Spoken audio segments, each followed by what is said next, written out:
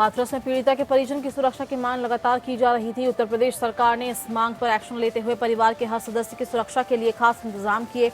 इसके तहत पीड़िता के घर के बाहर सीसीटीवी कैमरे लगाए गए। बाहर से आने वालों को सघन चेकिंग के बाद ही गांव में घुसने की अनुमति मिल रही है। इतना नहीं, पीड़िता के परिवार से मिलने वालों को मेटल डिटेक्टर से होकर गुजरना पड़ रहा है। पूरे गाँव को पुलिस छावनी में तब्दील कर दिया गया है।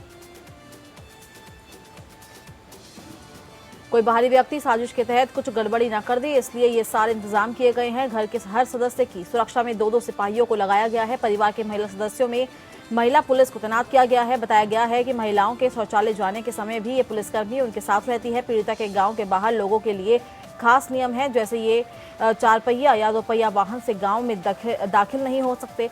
5 से ज्यादा लोगों को एक साथ गाँव में घुसने की अनुमति नहीं है। गांव के अंदर सन्नाटा पसरा है। बाहर किसी की बातचीत या बच्चों के शोरगुल की आवाज नहीं है, सिर्फ पुलिस वाले ही हैं। गांव तकरीबन सीज किया हुआ लगता है। गांव में घुसने के बाद पीड़िता के घर का पता जमीन पर जूतों के निशान को देखते हुए आसानी से पाया जा सकता है। यहां पीड़िता का घर किसी पुलिस चौकी से कम नहीं दिखता। पीड़िता के घर के बाहर मेटल डिटेक्टर लगे हुए हैं। यहाँ महिला कांस्टेबल की तैनाती की गई है। पीड़िता के घर के आसपास बहुत से पुलिस वाले सादे कपड़ों में तैनात किए गए हैं। परिवार और उनसे मिलने वाले लोगों का पल पल उनकी कड़ी निगरानी में है। गांव में 1 सीओ, 3 इंस्पेक्टर, 2 महिला दरोगा और 21 कांस्टेबल तैनात किए गए हैं। हाथरस में 19 साल की दलित युवती के साथ गैंगरेप मामले में कॉल डिटेल्स को पीड़िता के भाई ने अपने खिलाफ साजिश करार दिया। पीड़िता के परिवार का कहना है कि वे लोग आरोपी के संपर्क में नहीं थे। उन्होंने कथित कॉल डिटेल रिकॉर्ड की सत्यता पर भी सवाल खड़े कर दिए। बता दें कि पुलिस की जांच में खुलासा हुआ था कि मुख्य आरोपी और पीड़िता के परिवार के बीच 5 महीने में 100 कॉल हुई थी। पीड़िता के बड़े भाई ने कहा, यह हमारे खिलाफ साजिश है। हत्यारे बहुत शातिर हैं, खुद को बचाने के लिए वो कुछ भी कर सकते हैं। उन्होंने बताया कि 10 साल पहले उनके पिता के लिए सिम खरीदा था, लेकिन उनका फ़ोन खो जाता था, इसलिए मैंने अपने आईडी से सिम खरीदा। फ़ोन हमेशा घर पर ही रहता है, हर किसी के पास, यहाँ तक कि प्रधान के पास भी हमारा एक ही नंबर है। पीड़िता के भाई ने कहा कि ज़्यादातर उसके पिता ही फ़ोन का इस्तेमाल किया करते थे, लेकिन मुख्य आरोपी संदीप से संपर्क करने के दावे को वो खारिज करते हैं। संदीप पीड़िता के घर की सड़क के दूसरी ओर रहता है।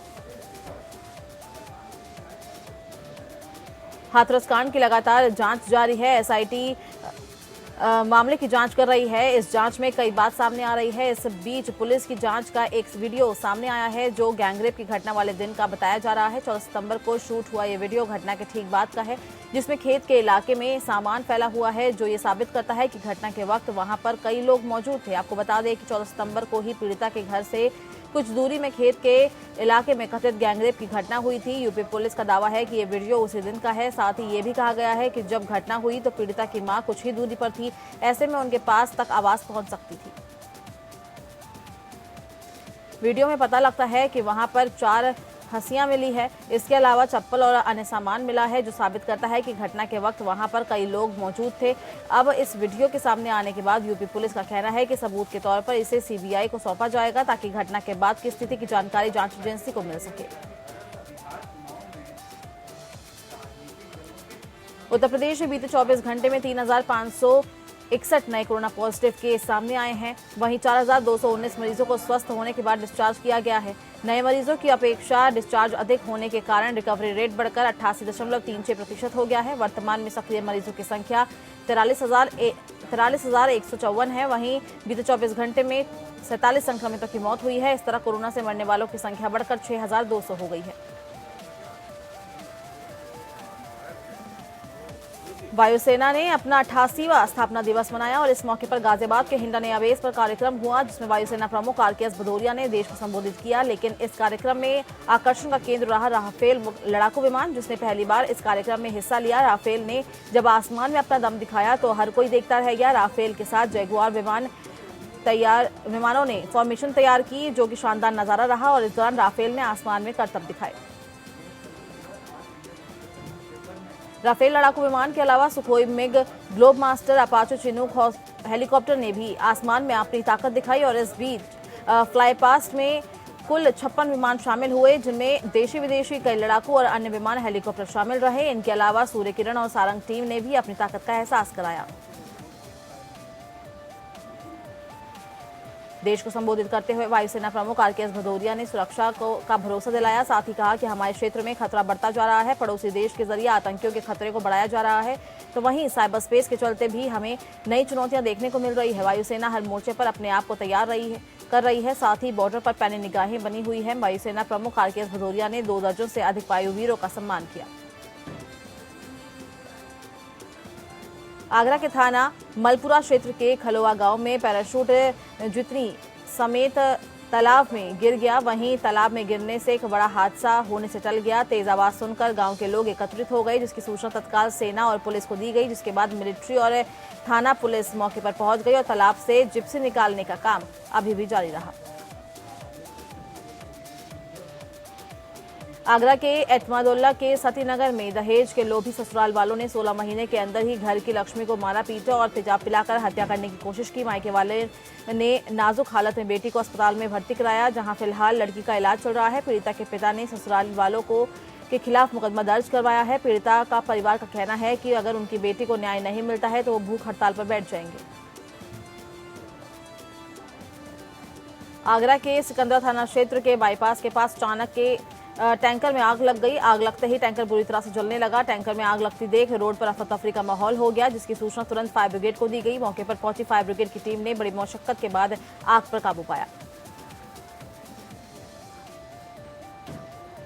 अलीगढ़ के थाना क्वारसी इलाके के कोछोड़ गांव के जंगल स्थित बाजरे के खेत में काम कर रही एक महिला के साथ 4 लोगों ने बारी बारी से दुराचार की घटना को अंजाम दिया। इतना ही नहीं, आरोपियों ने महिला का दुराचार करते समय एक वीडियो बना लिया और महिला को धमकी देते हुए कहा कि अगर तूने किसी को घटना की जानकारी दी तो सोशल मीडिया पर इसको वायरल कर देंगे। फिलहाल पुलिस मामले की जांच में जुट गई है।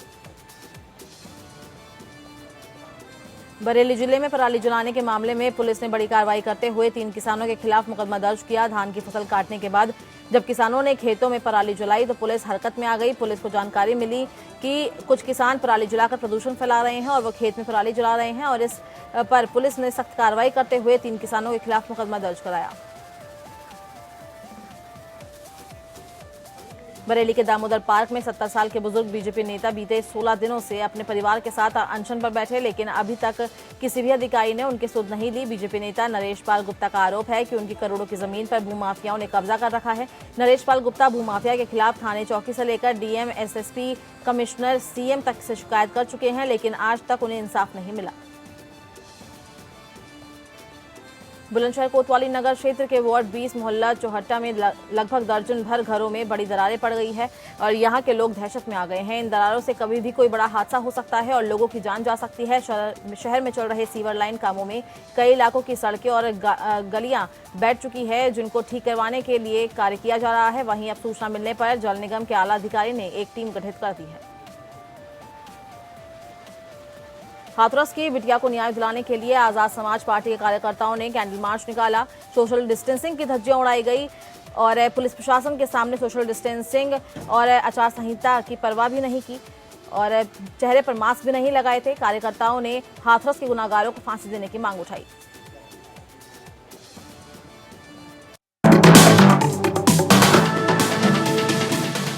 गाजीपुर में पिछले करीब 2 सालों में सीवर लाइन बिछाने का काम चल रहा है। जल निगम इस कार्य को गाजियाबाद की एक कंपनी के माध्यम से करवा रहा है, पर सीवर लाइन के निर्माण में जमकर भ्रष्टाचार का खेल चल रहा है। जहां घटिया सीवर लाइन बिछाई जा रही है, वहीं तय सीमा में ये काम पूरा होता नहीं नजर आ रहा। जून 2021 में सीवर का कार्य पूरा किया जाना था, पर अभी तक एसटीपी की जमीन तक निर्धारित नहीं की जा सकी है। सीवर निर्माण के लिए अभी तक जहां भी पाइपलाइन डाली गई है और चैम्बर बनाया गया है, वहां निर्माण में जमकर अनियमितता की जा रही है।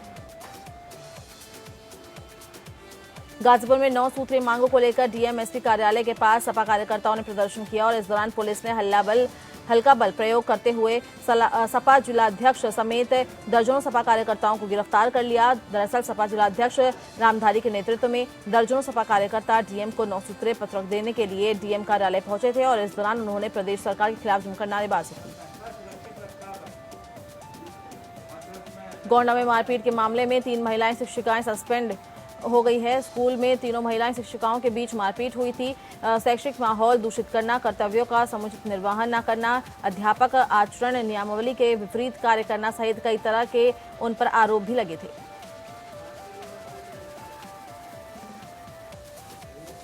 जिला कारागार के निरुद्ध एक कैदी के जेल में फांसी लगाने से हड़कंप मच गया। सूचना पर एसपी सिटी विवेक त्रिपाठी सहित अन्य अधिकारी जेल पहुंचे और शव को पोस्टमार्टम के लिए भिजवा दिया। बताया गया है कि बबीना के बुडपुरा निवासी 35 वर्षीय नंदू हत्या मामले में 2012 से सजा काट रहा था। शाम को वो जेल में लगे पीपल के पेड़ पर चढ़ गया और गमछे से फांसी पर लटक गया। जैसे ही कारागार प्रशासन को इसकी खबर लगी तो खलबली मच गई। तत्काल इसकी सूचना पुलिस और प्रशासन ने आला अधिकारियों को दी। अब पुलिस कैदी द्वारा आत्महत्या के कारणों की जांच में जुट गई है। झांसी के नवाबाबाद थाना क्षेत्र में अशोक तिराहे के पास अंग्रेजी शराब के मॉडल शॉप के बाहर कुछ लोगों में झगड़ा हो गया, जिसे देखने के लिए वहां लोगों का हुजूम जुट गया। इस झगड़े का वीडियो सोशल मीडिया पर वायरल हो रहा है, जिसमें दिख रहा है कि कुछ लोग अंग्रेजी शराब के मॉडल शॉप से बाहर निकले और झगड़ने लगे, जो बाद में हाथापाई में बदल गया। इस झगड़े में कुछ पुलिसकर्मी भी शामिल थे। फिलहाल पुलिस मामले की जाँच में जुट गई है।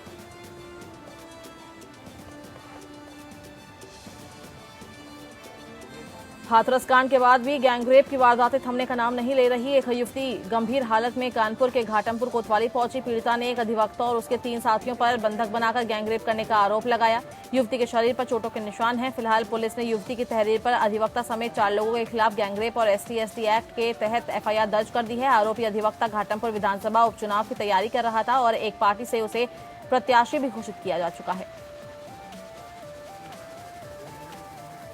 हाथरस में गैंगरेप और पीड़िता की हत्या के मामले ने पूरे सूबे की सियासत को हिलाकर रख दिया है। वहीं कानपुर पुलिस है कि इस मामले से कोई सबक सीखने को तैयार नहीं। गैंगरेप पीड़िता को पुलिस ने सुबह से शाम तक थाने में बैठाए रखा और उसकी FIR तक दर्ज नहीं कराई। पुलिस का आरोप है कि पुलिसकर्मी कार्रवाई करने के बजाय पीड़िता को दोषी ठहराते रहे। बड़ा थाना क्षेत्र के सोना मेंशन होटल में युवती को नशीला पदार्थ पिलाकर 2 युवकों ने उसके साथ गैंगरेप किया। कुशीनगर में 4 अक्टूबर को हुए दोहरे हत्याकांड में नया मोड़ आ गया है, जब मृतक पति पत्नी की लाश आरोपी महिला के दरवाजे पर रखकर धरना शुरू हो गया। पुलिस के हाथ पैर फूल गए और जब घर वाले अंतिम संस्कार करने के बजाय लाश को हत्यारोपी महिला के घर रखकर गिरफ्तारी की मांग करने लगे। SDM की सूझबूझ से घंटों बाद अंतिम संस्कार किया गया। गाँव में दहशत का माहौल व्याप्त हो गया। लोग डरे हुए हैं और पुलिस लगातार गाँव में कैंप किए हुए है।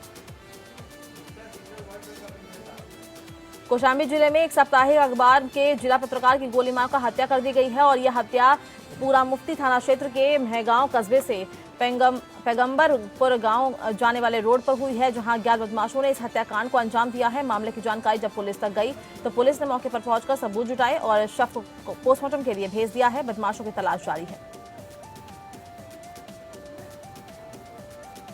अपने सख्त रवैये के लिए जाने जाने वाली यूपी सरकार में मंत्री स्वाति सिंह ने सरोजनी नगर के नायब तहसीलदार को जमकर फटकार लगाई। मंत्री के मुताबिक उनके पास नायब तहसीलदार की कार्यप्रणाली को लेकर कई शिकायतें आई थी। तहसील दिवस के मौके पर जब सभी अधिकारी तहसील पर मौजूद थे, उस वक्त भी नायब तहसीलदार गायब थे, जिसके लिए मंत्री स्वाति सिंह ने उन्हें कड़ी फटकार लगाई। लखनऊ ग्रामीण के निगोहा थाना क्षेत्र के एक गांव में 8 वर्षीय मासूम बच्ची के साथ दुष्कर्म की घिनौनी वारदात सामने आई है। परिजनों ने पुलिस को सूचना देते हुए बताया कि बच्ची घर के बाहर खेल रही थी और तभी पड़ोसी उसे बहला फुसलाकर एक कोठरी में ले गया और उसके साथ दुष्कर्म किया। हाथरस कांड के बहाने दंगों की साजिश रचने के मामले में मथुरा से गिरफ्तार PFI और CFI के 4 सदस्यों को CGM कोर्ट ने 14 दिन की न्यायिक हिरासत में भेज दिया है। आपको बता दें कि इन चारों के खिलाफ मथुरा के मांट पुलिस स्टेशन में FIR दर्ज की गई थी। कोर्ट में पेशी के दौरान भारी मात्रा में पुलिस बल तैनात किया गया। सहारनपुर थाना कुतुबशेर और थाना मंडी में पुलिस चौकी से महज 200 मीटर की दूरी पर IPL सट्टेबाजी की कालाबाजारी चल रही थी। पुलिस द्वारा दी गई जानकारी के अनुसार मौके से 5 अभियुक्त के साथ 60,000 और एक 4 पहिया वाहन बरामद किया है। 25 में से 20 लोग फरार हैं। 5 लोगों को मौके से गिरफ्तार कर लिया गया है। सोनभद्र के घोरावल थाना क्षेत्र के जमगाई गांव में भी जमीन विवाद में लेखपाल और ग्राम प्रधान के सामने जमकर मारपीट हो गई, जिसका वीडियो सोशल मीडिया पर वायरल हो रहा है। ये मारपीट पट्टे की जमीन पर कब्जे को लेकर बताई जा रही है। हालांकि सोशल मीडिया पर वीडियो वायरल होने के बाद जिले में हड़कंप मच गया है, जिसके बाद पुलिस इस पूरे मामले की जांच में जुड़ गई है।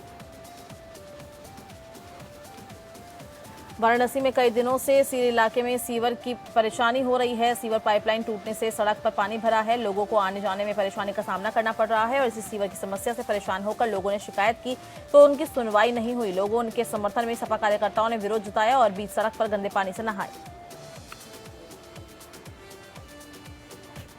हमीरपुर जिले में उस समय हड़कंप मच गया जब अतिक्रमण हटाने गई टीम के सामने एक दुकानदार ने केरोसिन डालकर आग लगाने की कोशिश की, लेकिन स्थानीय लोगों और पुलिस ने युवक को पकड़कर पानी से नहलाते हुए अपनी हिरासत में ले लिया। आत्मदाह करने वाला युवक अपनी दुकान हटाने से आक्रोशित था और उसी दुकान के सहारे ही उसका परिवार का भरण पोषण कर रहा था।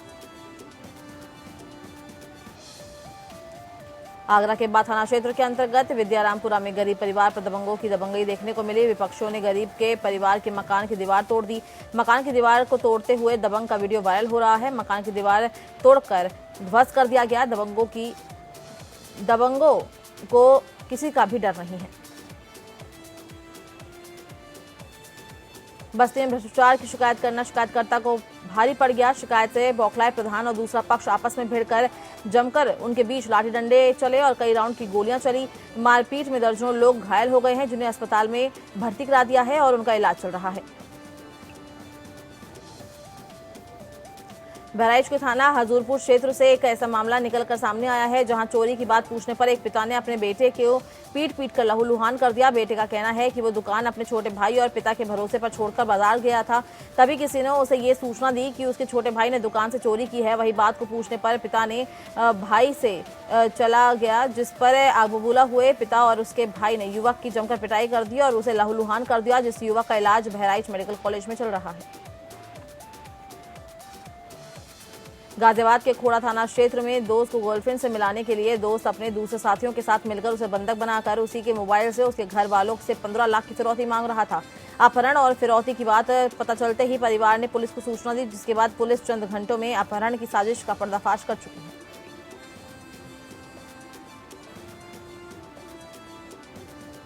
कोरोना काल में लॉकडाउन के दौरान बंद किए गए प्राइवेट स्कूल द्वारा अभिभावकों पर लगातार फीस देने का दबाव बनाने के बाद अभिभावक संघ लगातार धरना प्रदर्शन कर रहे हैं। अभिभावकों की समस्या को समाजवादी पार्टी ने मुद्दा बनाकर प्रदेश सरकार पर हमला बोलने का काम करना शुरू कर दिया है। कानपुर के सपा विधायक अमिताभ वाजपेयी की अगुवाई में सैकड़ों सपा कार्यकर्ता और अभिभावकों ने शिक्षक पार्क से पैदल मार्च निकालकर अपना विरोध दर्ज कराया।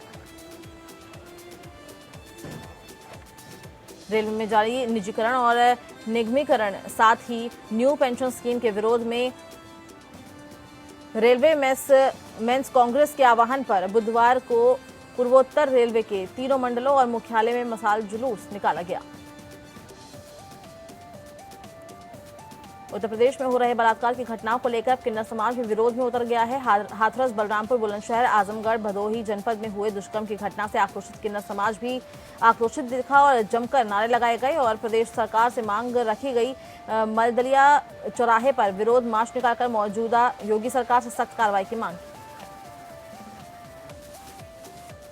वाराणसी के सिगरा थाना अंतर्गत परेड कोठी क्षेत्र से एक होटल में महाराष्ट्र पुलिस किसी मामले में जांच के लिए पहुंची। वहीं सूचना मिलते ही तमाम गेस्ट हाउस में हड़कंप मच गया। मामले की जांच पुलिस द्वारा की जा रही है। प्रथम दृष्टया मामला किसी व्यक्ति व एक नाबालिग युवती को होटल में रूम दिए जाने का प्रतीत हो रहा है, जिसके संबंध में युवती के कंप्लेंट पर महाराष्ट्र पुलिस वाराणसी पहुंचकर संबंधित होटल में जांच कर रही है। शरद नवरात्रि का प्रारंभ 17 अक्टूबर से हो रहा है। इसमें भक्तों मां दुर्गा की आराधना करते हैं और बड़ी संख्या में मां दुर्गा की प्रतिमा स्थापित की जाती है, लेकिन कोरोना महामारी के चलते इस बार दुर्गा पूजा का रंग लगभग फीका पड़ चुका है, जिस वजह से दुर्गा प्रतिमा बनाने वाले कारीगरों की रोजी रोटी पर संकट के बादल मंडरा रहे हैं। वाराणसी पेरेंट्स एसोसिएशन के लोगों ने कचहरी स्थित राइफल क्लब पहुंचकर जिलाधिकारी कार्यालय पर एक मांग पत्र सौंपते हुए जिला प्रशासन से ये मांग की कि आगामी दिनों में जब स्कूल खुलेंगे तो उस दौरान सरकार और जिला प्रशासन का यह आदेश है कि बच्चों के माता पिता या अभिभावक लिखित रूप में अपने बच्चों से की जिम्मेदारी लेते हुए स्कूल प्रबंधक को अपनी सहमति प्रदान करेंगे, सभी बच्चे स्कूल आ सकेंगे। इस आदेश के खिलाफ पेरेंट्स एसोसिएशन के लोगों ने जिलाधिकारी कार्यालय पर मांग पत्र सौंपा। वाराणसी में कलेक्ट्रेट परिसर में उस समय स्थिति असामान्य हो गई जब एसीएम फोर्थ आगे उनके पीछे अधिवक्ता खिलाफ उनके नारेबाजी लगाते हुए सर्किट हाउस की तरफ बढ़ चले। अखिल भारतीय क्षत्रिय कल्याण परिषद के कार्यकर्ताओं ने सुबह सपा के एक नेता पर मुख्यमंत्री योगी आदित्यनाथ पर अभद्र टिप्पणी किए जाने का आरोप लगाते हुए जिला मुख्यालय पर सुबह सपा नेता के खिलाफ नारेबाजी की और पार्टी के खिलाफ कार्रवाई की मांग करते हुए धरना प्रदर्शन करने लगे।